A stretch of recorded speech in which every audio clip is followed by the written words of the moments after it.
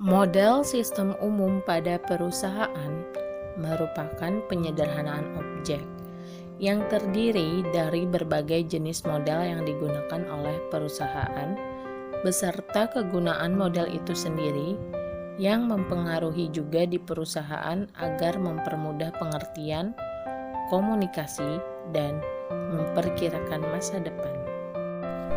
Sistem fisik. Sistem fisik merupakan sistem terbuka yang berhubungan dengan lingkungannya melalui arus sumber daya fisik.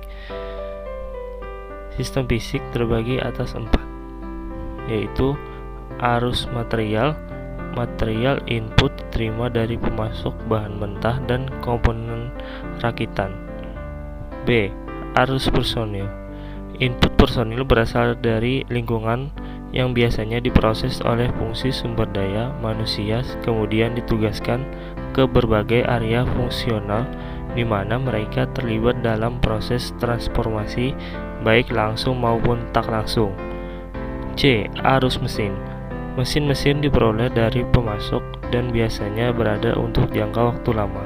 Mesin adalah sumber daya yang terlibat secara langsung dalam berbagai bentuk, input, pemrosesan, dan output.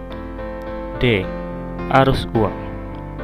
Uang terutama diperoleh dari pemilik sebagai modal dan dari pembeli yang memberikan pendapatan penjualan ataupun dari berbagai lembaga yang memberikan pinjaman dan juga pemerintah. Sistem konseptual. Sistem ini terbagi dua, yaitu sistem lingkaran terbuka dan sistem lingkaran tertutup.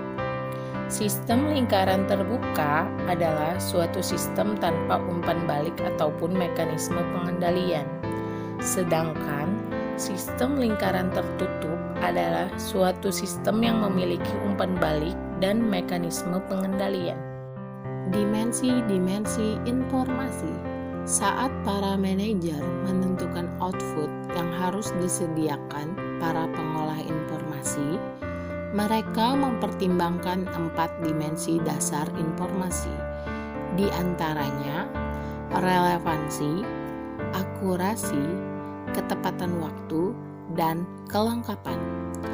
Relevansi yaitu informasi akan memiliki relevansi jika berkaitan langsung dengan masalah yang dihadapi. Akurasi.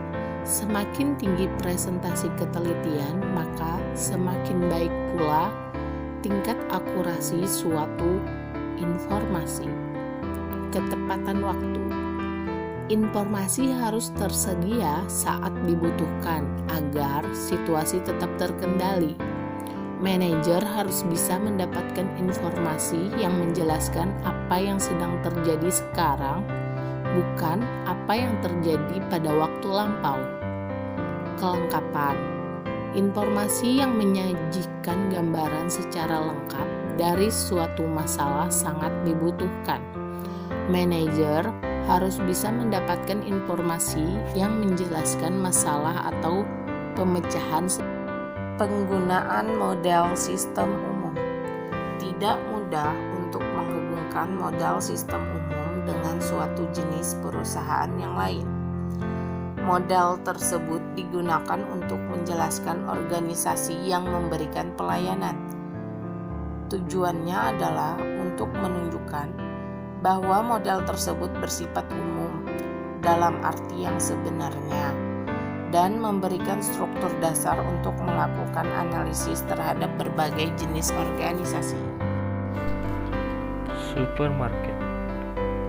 Di dalamnya terbagi atas 7. Yang pertama, arus material, barang-barang yang akan dijual. Arus personil, manajer tuh, pegawai gudang, dan kasir.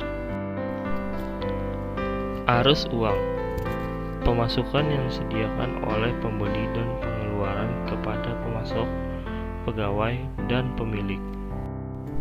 Sumber daya mesin, yaitu lemari pendingin, kotak peraga, rak-rak, dan komputer. Proses transformasi, pembungkusan barang, mengatur barang di rak. elemen manajemen sistem konseptual, yaitu manajer toko dan asisten.